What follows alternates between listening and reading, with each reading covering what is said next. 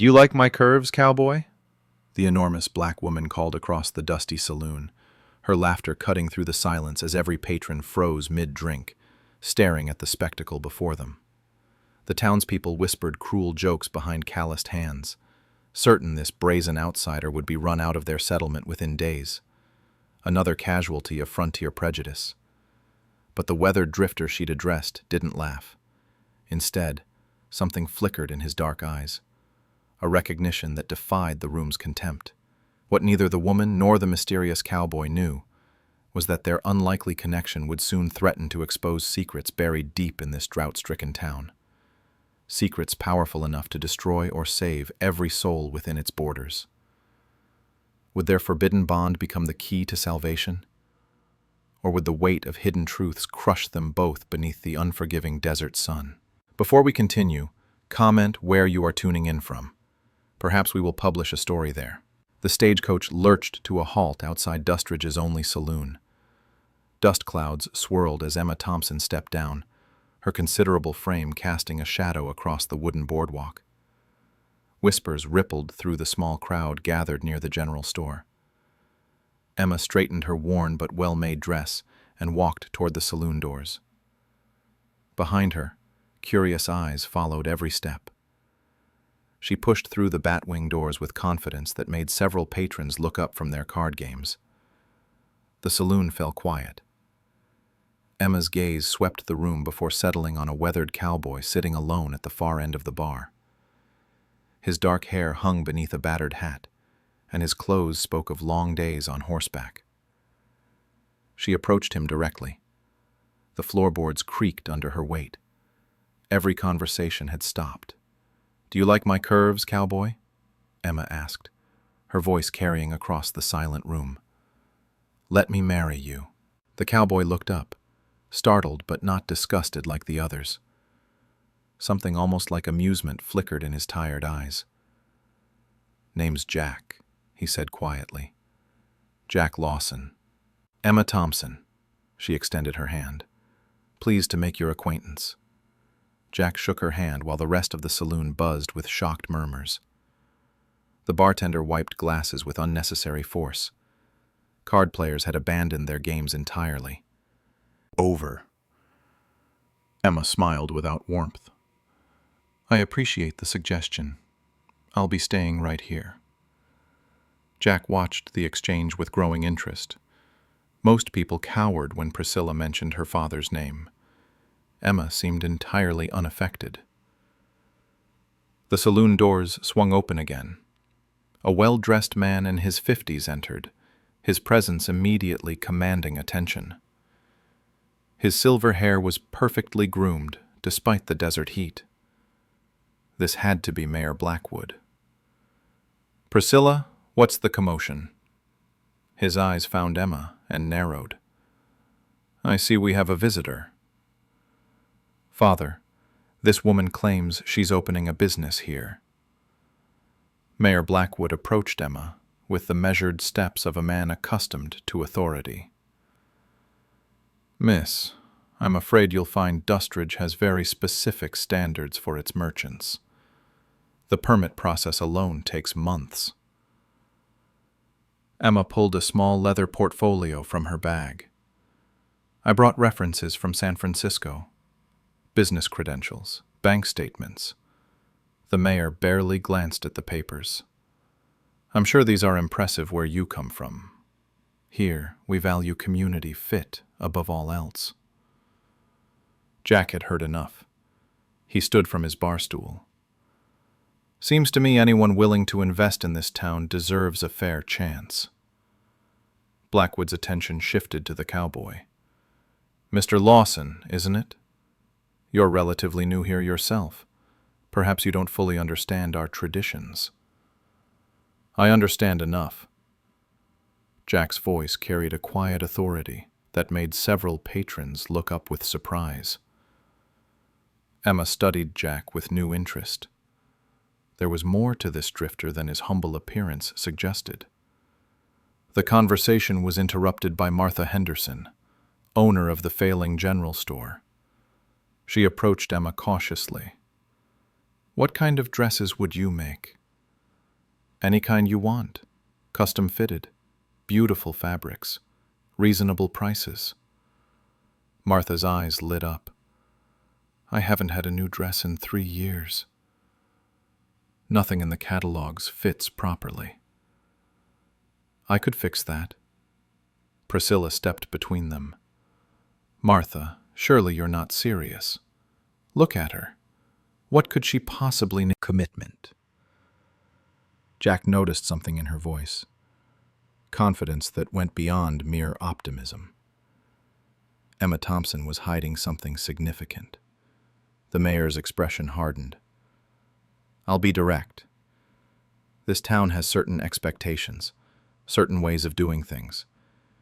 People who don't fit those expectations tend to find life here quite difficult. Are you threatening me? I'm offering friendly advice. Emma smiled again, but this time it reached her eyes. I appreciate your concern, Mayor Blackwood. I believe I'll manage just fine. She turned to Jack. Mr. Lawson, would you be willing to help me find suitable shop space? I'll pay fair wages for your assistance. Jack nodded. I'd be glad to help. As they headed toward the door, Emma paused at Martha's table. Mrs. Henderson, I'll be back tomorrow with my measuring tape. That new dress is going to look stunning on you. Martha beamed while Priscilla frowned deeply. Outside, Jack and Emma walked down the dusty main street. The late afternoon sun cast long shadows between the buildings. You sure you want to stay? Jack asked. Blackwood meant what he said about making life difficult. Emma looked back at the saloon, then at the struggling shops lining the street. Mr. Lawson, sometimes the places that need change the most are the ones that resist it hardest. Jack studied her profile. Emma Thompson was either very brave or completely naive. Either way, Dustridge was about to become much more interesting. The telegraph office buzzed with morning activity when Emma arrived. The clerk handed her a yellow envelope with trembling fingers. His eyes darted nervously toward the other customers waiting behind her. Emma tore open the telegram. Her face remained perfectly composed as she read. But Jack noticed her grip tighten on the paper. The message was brief, but life-changing. Bad news? Jack asked as they stepped outside. Quite the opposite. Emma folded the telegram carefully and slipped it into her bag. My former employer in San Francisco has passed away. She left me something in her will. Jack waited for details that didn't come. Emma's expression revealed nothing about the inheritance's son. Morrison's entire household staff, handling complex business correspondence or making investment decisions worth thousands of dollars. She certainly didn't mention the fortune now sitting in her bank account. Within hours, Emma had transformed the dusty shop space. She hung samples of exquisite fabrics in the windows. Her measuring tools and sewing supplies were arranged with professional precision. The sketches she displayed showed gowns that wouldn't look out of place in New York's finest establishments. Martha Henderson was her first customer. Emma took measurements with practiced efficiency, asking questions about Martha's daily activities and personal style preferences. She treated the nervous woman like visiting royalty. I've never had anyone take such care with a fitting, Martha whispered.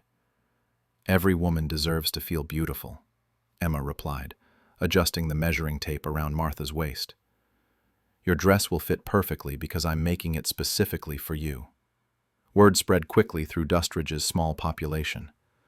Women began appearing at Emma's shop in pairs and small groups, ostensibly to browse but actually to satisfy their curiosity about the newcomer. Emma welcomed each visitor warmly. She offered tea and showed fabric samples without pressuring anyone to buy. Her genuine interest in their lives and stories gradually broke down initial suspicion. Mrs. Sarah Chen, the Chinese laundry owner's wife, had been ignored by most townspeople for years. Emma spent an hour discussing Sarah's desire for a dress suitable for her daughter's wedding. She sketched design ideas while Sarah described traditional elements she wanted incorporated. "You would do that? Mix styles like that?" Sarah asked. "Your daughter's wedding dress should honor both her heritage and her new life here. We'll create something unique and beautiful." Sarah left the shop with tears in her eyes, and a deposit paid for the most important dress her family would ever own. Not everyone appreciated Emma's inclusive approach. Priscilla Blackwood arrived with 2 friends, clearly intending to inspect rather than shop. "I suppose you cater to everyone," Priscilla said, examining Emma's work with grudging interest. "I believe beauty comes in all forms," Emma replied calmly. "How wonderfully democratic." Priscilla's tone dripped condescension. "I suppose standards don't matter where you come from." Emma smiled and pulled out exceptional talent when she saw it. "What would something like this cost?" Emma quoted a price that was expensive but not unreasonable for such work. Priscilla's friends gasped, but she merely nodded thoughtfully. Meanwhile, Jack had taken a job at the livery stable to stay close to Emma's shop. He found himself protecting her from increasingly frequent harassment. Drunk cowboys would stumble past shouting crude comments. Local toughs made threatening gestures when they thought no one was watching. Jack's presence deterred most troublemakers. His quiet competence and quick reflexes suggested someone with law enforcement experience. Few people wanted to test those assumptions. One evening, as Emma closed her shop, Jack walked her to the boarding house where she'd taken a room. "You're making enemies," he warned. "Change always creates resistance." "This feels like more than resistance.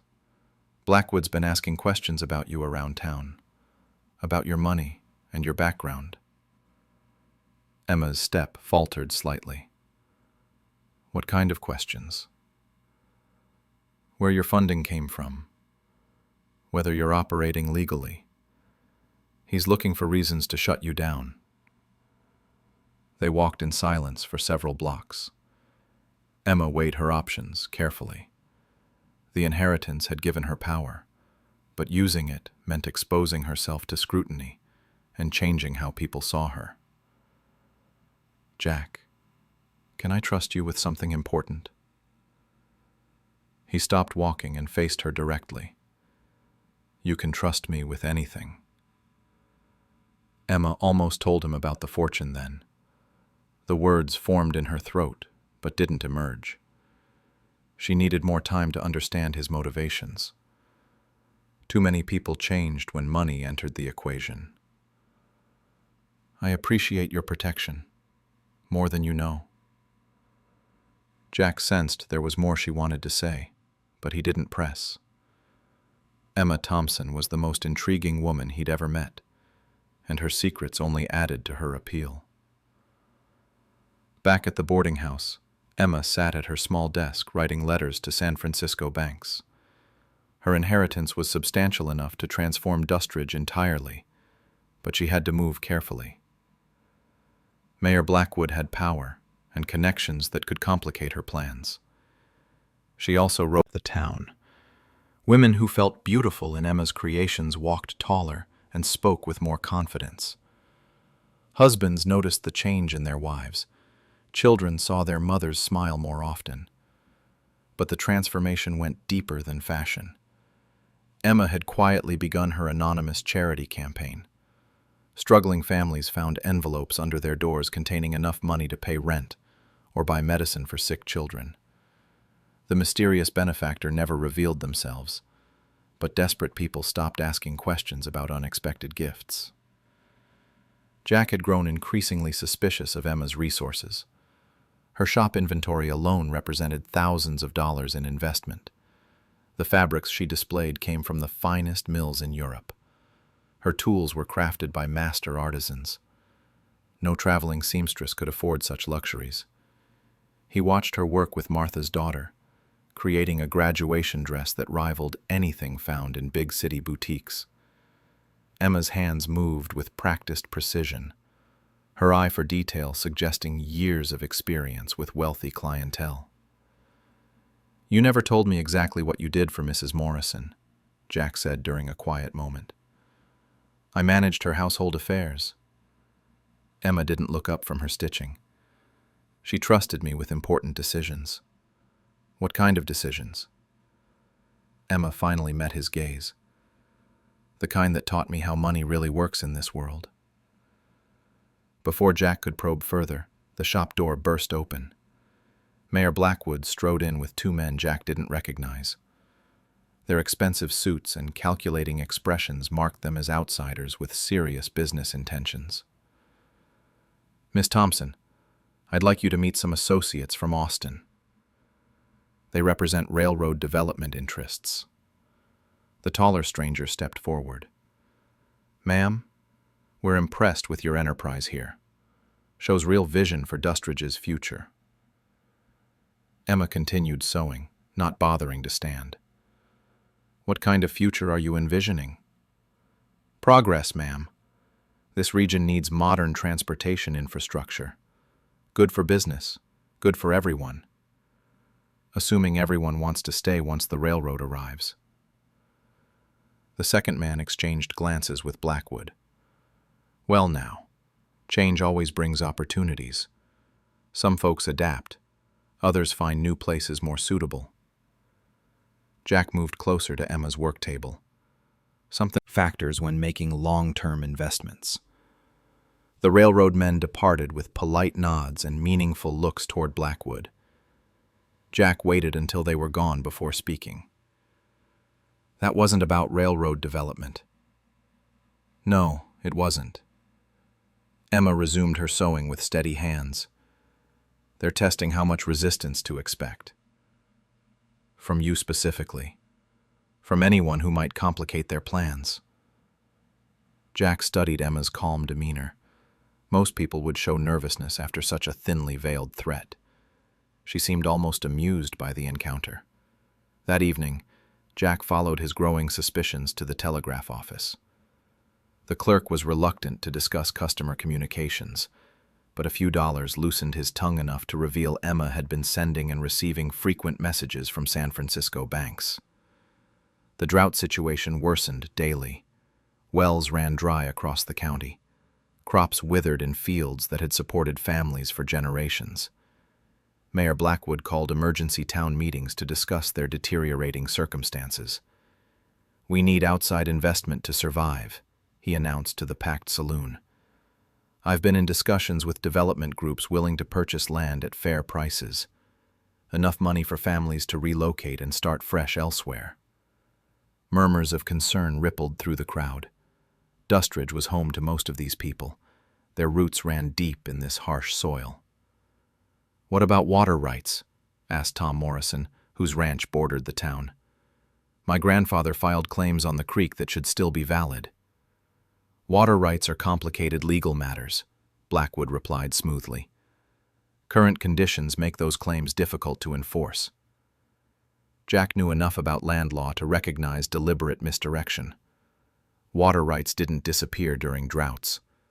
Someone was manipulating the legal situation for their benefit. Emma attended the meeting but remained silent in the back corner. Jack noticed her taking careful notes throughout Blackwood's presentation.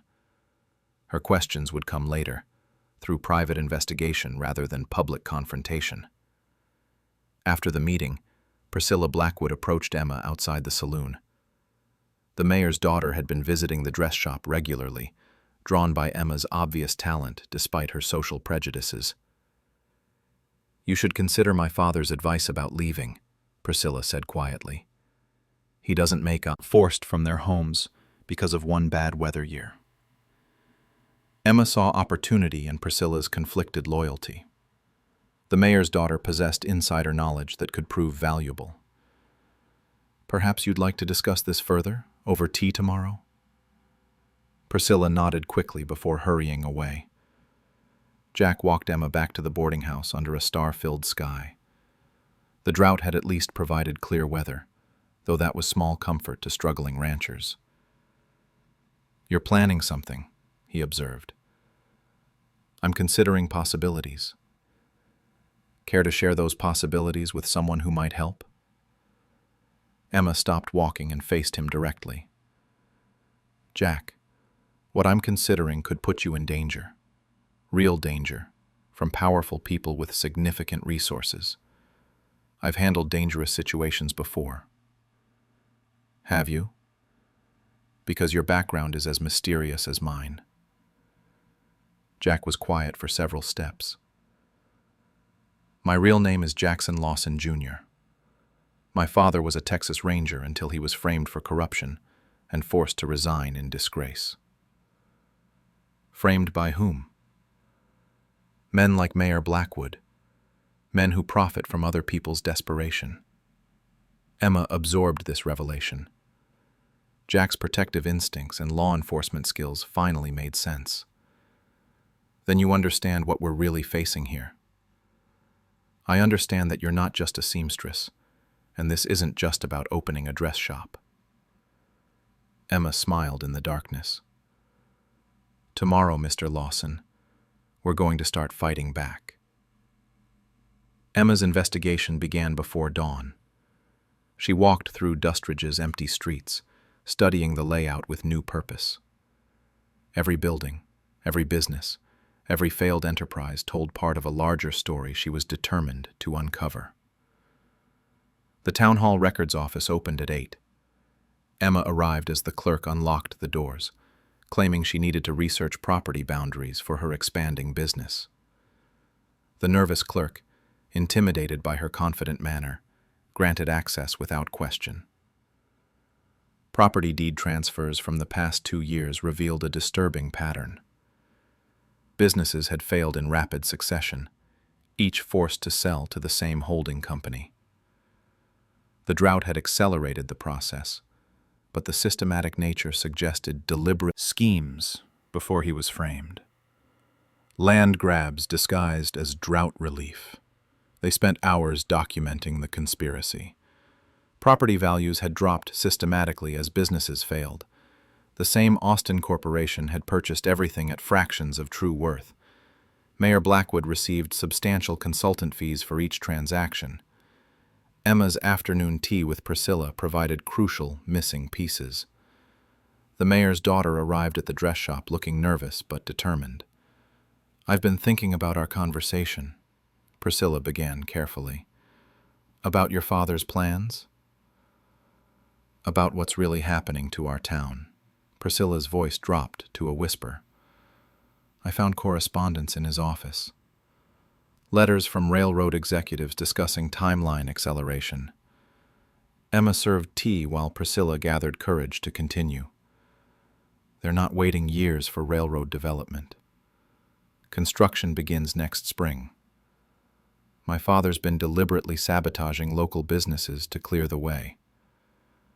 "How has he been sabotaging them?" "Water rights challenges, delayed permit approvals, tax assessments that force foreclosures. He controls enough county connections to make life impossible for anyone who won't sell." Emma's suspicions crystallized into certainty. "What about the families who've received anonymous financial help recently?" Priscilla's eyes widened. "That was you, wasn't it? The mysterious benefactor everyone's been talking about. I believe in helping people through difficult times. Where did you get that kind of money?" "Father's been trying to trace your funding sources." Emma made a calculated decision. "Priscilla, I need to show you something that must remain absolutely confidential." She retrieved the telegram from San Francisco and handed it to Priscilla. The young woman's expression changed dramatically as she read the inheritance details. "You're wealthy, very wealthy. Wealthy enough to save this town if people are willing to change how they treat each other." Priscilla stared at the telegram in shock. "You could buy every property my father's stolen. You could stop the railroad development entirely." "I could. But forced solutions don't create lasting change. People need to choose differently." That evening, Emma revealed her true financial situation to Jack. They sat in her shop after Blackwood's conspiracy publicly. Show people how they've been manipulated and robbed. He won't go down without a fight. Men like him have powerful friends. Then we make sure we have more powerful evidence. Jack studied the documents again. We need proof of direct coordination between Blackwood and the railroad company. These papers show the pattern, but not explicit criminal intent. I have an idea about that. But it requires taking significant risks. Emma outlined her plan. She would approach Mayor Blackwood directly, claiming her inheritance made her interested in major land investments. She'd pose as a potential partner in his development scheme while secretly documenting his admissions of illegal activities. That's incredibly dangerous, Jack protested. If he suspects you're investigating him, you could disappear entirely. Not if I make myself too valuable to eliminate. Wealthy investors don't vanish without attracting unwanted attention from authorities. Jack recognized the sound logic, but Emma's plan still felt reckless. What if something goes wrong? Then you take this evidence to the territorial authorities and make sure the people of Dustridge learn the truth. They spent hours preparing for Emma's confrontation with Blackwood. Jack would position himself nearby to intervene if necessary. Emma practiced her wealthy investor persona, drawing on months of observing Mrs. Morrison's business dealings. The next morning brought devastating news. 3 more wells had run completely dry overnight. Families with children packed belongings into wagons, accepting Blackwood's buyout offers rather than risk dying of thirst. Emma watched the exodus with growing urgency. Time was running out for Dustridge. If too many people left, there would be no community remaining to save. She found Jack at the livery stable, preparing horses for the families departing town. How many are leaving today? 15 families. More tomorrow if the water situation doesn't improve. Then we move tonight. No more preparation time. Jack nodded grimly. Are you ready for this? Emma thought of Mrs. Morrison's lessons about wielding power responsibly. The elderly woman had taught her that wealth without wisdom was merely privilege. But wealth, combined with justice, could reshape the world. Clearly not expecting visitors at this hour. His surprise doubled when he recognized Emma standing on his porch in elegant evening attire. Miss Thompson, this is unexpected. I apologize for the late hour, Mayor. I have a business proposition that couldn't wait until morning. Blackwood's curiosity overcame his prejudice. He invited her into his study, where oil paintings of prominent politicians decorated mahogany-paneled walls. The room reeked of power and expensive tobacco. Emma settled into a leather chair across from Blackwood's massive desk. She opened her portfolio with deliberate ceremony, withdrawing bank statements and inheritance documents that made the mayor's eyes widen progressively. I've recently come into substantial resources, Emma began. My late employer's estate included investments worth considerably more than I initially realized. Blackwood studied the bank documents with growing amazement. The figures represented wealth beyond anything he'd imagined possible for someone like Emma. These numbers are quite impressive. What brings you to me? I'm interested in land development opportunities.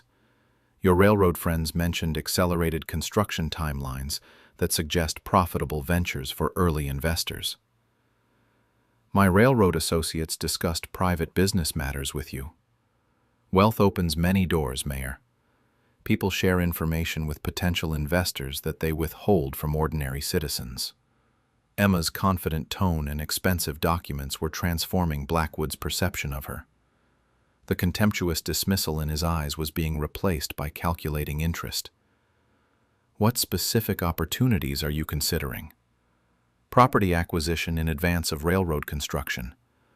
I understand you've been helping struggling families sell their holdings at reasonable prices. Blackwood leaned forward. I've been facilitating necessary transitions during difficult times. Quite profitable transitions, I imagine, especially when property values are artificially depressed by temporary water shortages. Water shortages aren't artificial, Miss Thompson. We're experiencing genuine drought conditions." Emma smiled knowingly. "Of course, though I've noticed drought effects seem concentrated in areas where property owners are reluctant to sell." The mayor's expression grew more guarded. "What exactly are you implying?" "I'm implying nothing.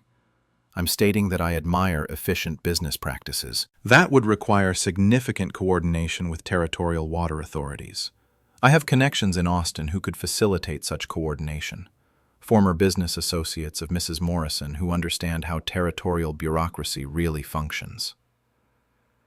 Emma was lying smoothly, drawing on her knowledge of how Mrs. Morrison's investment network operated. The wealthy widow had taught her that powerful men assumed other powerful people shared their willingness to bend rules for profit. Blackwood walked to his safe and withdrew a leather-bound ledger. "These records show projected returns from current property acquisitions. Railroad construction will increase land values by at least 500% within 2 years." Emma examined the ledger's contents with practiced eye. The documents detailed systematic manipulation of water rights, coordinated business harassment, and deliberate infrastructure neglect designed to force property sales. "Impressive organization," she commented. "How do you manage water rights challenges so efficiently?" Territorial Water Authority inspectors are reasonable men who understand the complexities of drought management. Sometimes wells need temporary restrictions to preserve overall aquifer stability. Temporary restrictions that become permanent when property owners refuse reasonable purchase offers. Water management is a technical field beyond most farmers' understanding. Emma photographed critical ledger pages with a small camera concealed in her handbag. The evidence would prove systematic fraud and corruption involving territorial officials. "I'm prepared to invest substantially in expanding these methods," she announced. $50,000 initially, with additional funding as opportunities develop. Blackwood's greed overcame his remaining caution. "What would you require in terms of operational control?" "Full partnership, access to all territorial contacts, complete documentation of current methods for replication in other counties." That level of partnership would require absolute discretion. Wealthy people understand discretion, Mayor. We also understand the importance of detailed record-keeping for tax purposes. Emma spent another hour reviewing Blackwood's conspiracy documentation. The mayor's eagerness to secure her investment led him to reveal corruption extending throughout territorial water management and railroad development authorities. By midnight, Emma possessed comprehensive evidence of systematic fraud affecting dozens of property owners to participate voluntarily. Emma departed Blackwood's mansion with her evidence secured and her trap set. Jack waited in the shadows near the mayor's gate, relief evident when she appeared unharmed. "Did you get what we need?" "More than we need, enough to destroy his entire network." They walked quickly toward Town Hall, where Emma planned to secure her evidence before confronting Blackwood publicly. The mayor's greed had provided everything necessary to expose his crimes and save Dustridge. Dawn was breaking as they reached the town hall steps. In a few hours, Emma would reveal her true purpose to the community that had dismissed her as an unwelcome outsider. "Are you ready for what happens next?" Jack asked. Emma thought of Mrs. Morrison's lessons about wielding power responsibly. Ready to give these people their town back. The confrontation that would determine Dustridge's future was less than 12 hours away. Emma had moved from victim to victor through careful planning and strategic deception. Now came the hardest part, convincing a community to trust her despite the secrets she'd kept. Jack squeezed her hand as they climbed the town hall steps. "Whatever happens today, you've already accomplished something remarkable." "We've accomplished something remarkable," Emma corrected. Justice works best when people stand together. Inside the town hall, they prepared for the most important presentation of either of their lives. The town meeting convened at noon in the packed saloon. Every remaining resident of Dustridge crowded into the stifling space, desperate for news about their community's survival. Mayor Blackwood stood at the front, confident and commanding as always. Emma entered quietly and positioned herself near the back wall. Jack stood beside her, both of them carrying leather portfolios containing evidence that would reshape everything. "Friends, I have extraordinary news," Blackwood began. "A major investor has agreed to partner with our development initiatives. Miss Emma Thompson has demonstrated remarkable business acumen and substantial financial resources." Surprised murmurs rippled through the crowd. People turned to stare at Emma, confusion evident on their faces. The seamstress they'd dismissed was now being presented as their economic savior. "Miss Thompson will be contributing $50,000 to accelerate our railroad development." Face darkened with anger and growing panic. "Ladies and gentlemen, please don't be misled by wild accusations from someone clearly disturbed by recent business pressures." Emma opened her portfolio and withdrew the photographs she'd taken of Blackwood's ledger. These documents detail Mayor Blackwood's conspiracy with railroad developers to artificially create drought conditions, manipulate water rights, and force property sales at criminally low prices. She handed the evidence to Martha Henderson in the front row. "Mrs. Henderson, please examine these records and share them with your neighbors." Martha studied the photographs with growing amazement. The detailed documentation showed systematic corruption spanning months of careful planning. "These show deliberate well contamination," Martha announced to the crowd. "Water rights challenges filed under false pretenses. Coordinated business harassment designed to force bankruptcies." "This is preposterous," Blackwood protested. "Miss Thompson is clearly attempting to disrupt legitimate development efforts with fabricated evidence." Jack stepped forward. "The evidence isn't fabricated. I'm Jackson Lawson, Jr., son of Texas Ranger William Lawson. My father investigated identical schemes before he was framed by men like Mayor Blackwood." Recognition dawned on several older faces. Ranger Lawson had been respected throughout the territory before his disgrace.